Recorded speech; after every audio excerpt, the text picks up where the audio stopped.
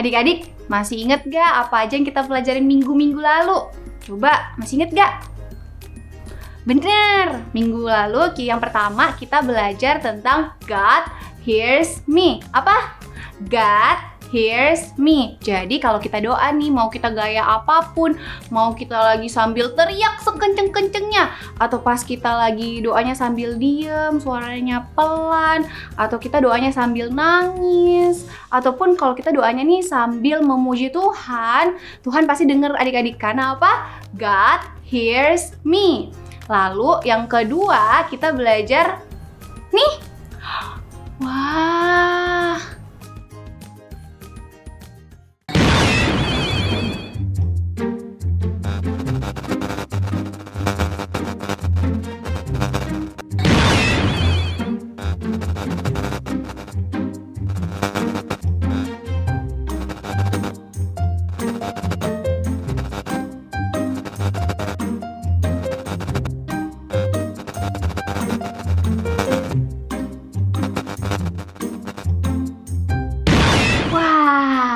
Udah jadi nih.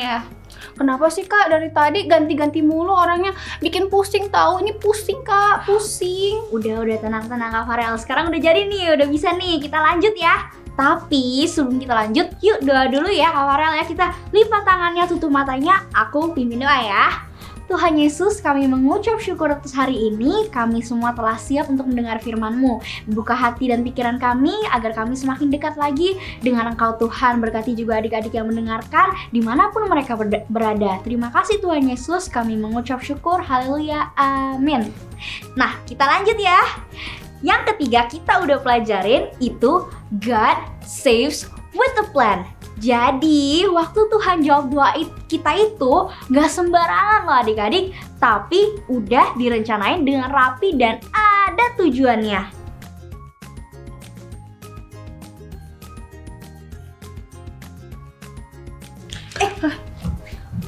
Kok di sini Kak Kelly bukannya gak di skrip? Ini mestinya ada asup-asupnya gitu loh, ada efek-efeknya gitu loh Kak Kelly. Gak sesuai skrip nih. Kok gitu sih ya? Udah deh, gak usah kayak gitu-gitu lagi deh. Capek, ntar layarnya rusak lagi, error lagi kayak tadi. Udah muncul, hilang. Udah hilang lagi. Udah hilang lagi. Udah deh kayak gini aja, biar cepet. Ya adik-adik ya. Nah adik-adik, nih ya lanjut nih. Jadi minggu keempat ini tuh kita belajar soal God makes a way. Walaupun ya adik-adik keadaan kita kelihatannya lagi nggak baik-baik aja ya Kak Farel, Kak Kirei. Kita misalkan udah patah semangatnya, udah lemes. Adik-adik, Kak Farel, Kak Kirei, tapi kita nggak boleh terus-terusan kayak gitu. Kita mesti tetap percaya kalau Tuhan tuh bisa banget buka jalan, kasih tahu cara yang hebat banget, yang kadang-kadang itu nggak kepikiran sama kita buat nolongin kita. God makes a way.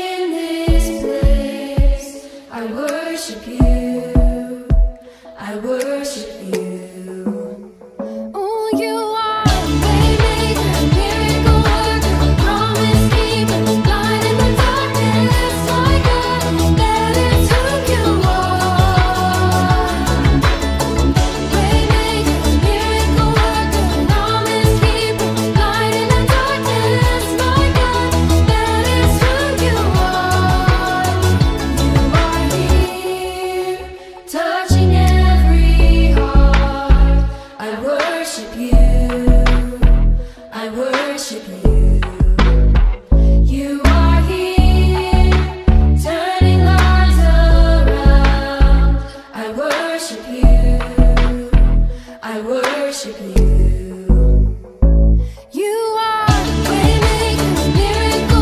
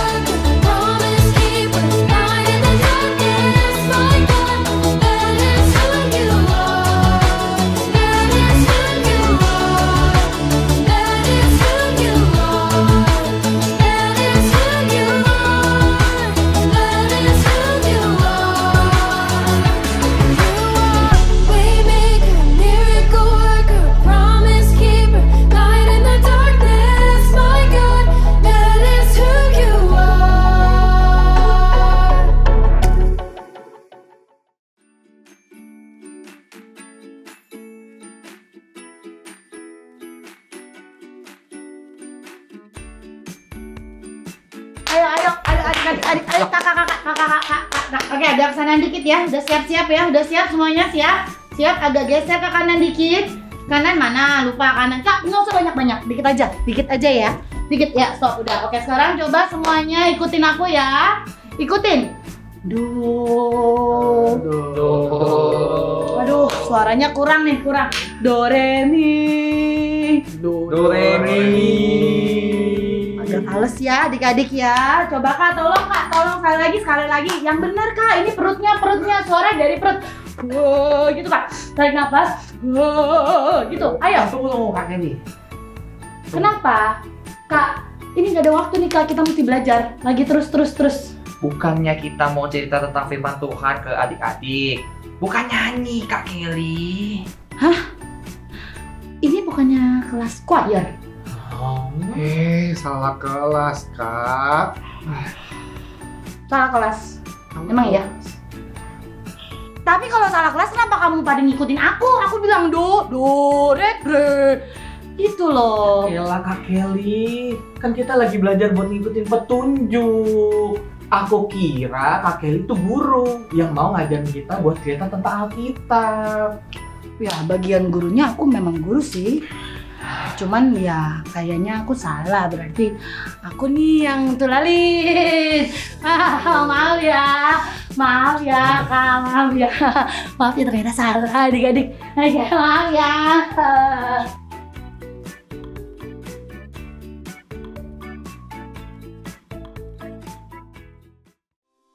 Wah, tadi itu ya, 3 kakak tadi itu ya, rupanya orang-orang yang taat aturan banget. Mereka itu selalu berusaha buat ngikutin petunjuk. Jadi, waktu diajarin ambil suara, bikin suara do, re, mi, mereka ngikut adik-adik. Diajarin buka mulut, diajarin disuruh baris geser-geser, itu diikutin semua adik-adik. Karena mereka pikir Kak Kelly itu guru mereka dan bakal ngajarin mereka soal cerita-cerita di Alkitab. Tapi itu kan cerita mereka nih, kalau kita gimana? Nah adik-adik, kita juga punya loh guru yang hebat, namanya Yesus. Nah, Yesus itu juga selalu ngajarin kita semua hal yang benar, semua hal yang baik.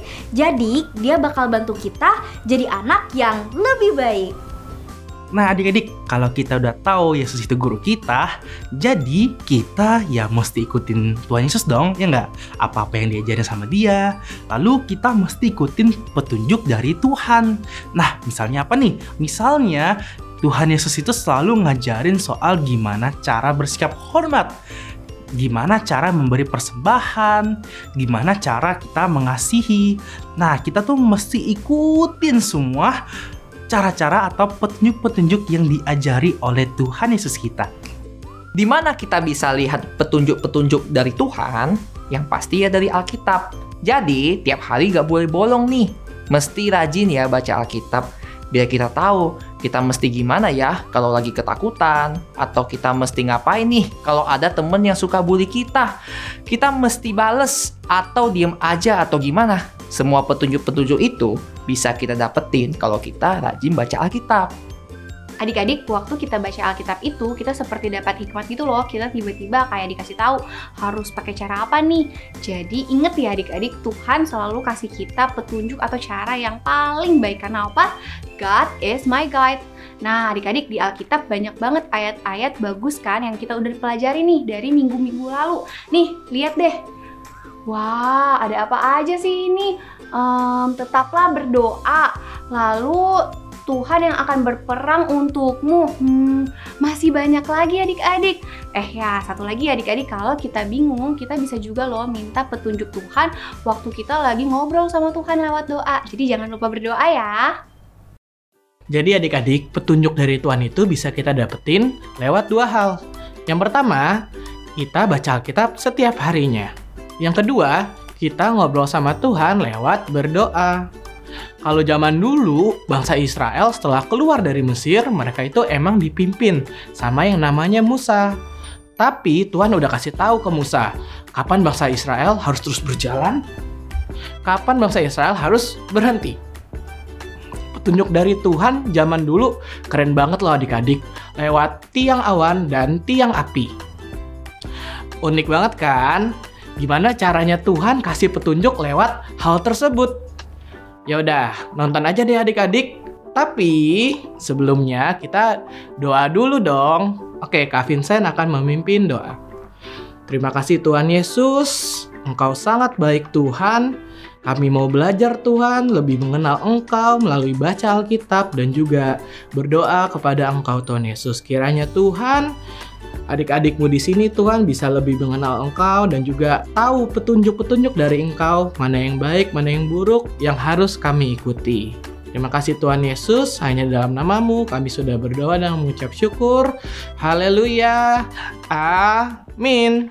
When the Israelites left Egypt, they crossed the Red Sea and soon found themselves in a desert. What is a desert like?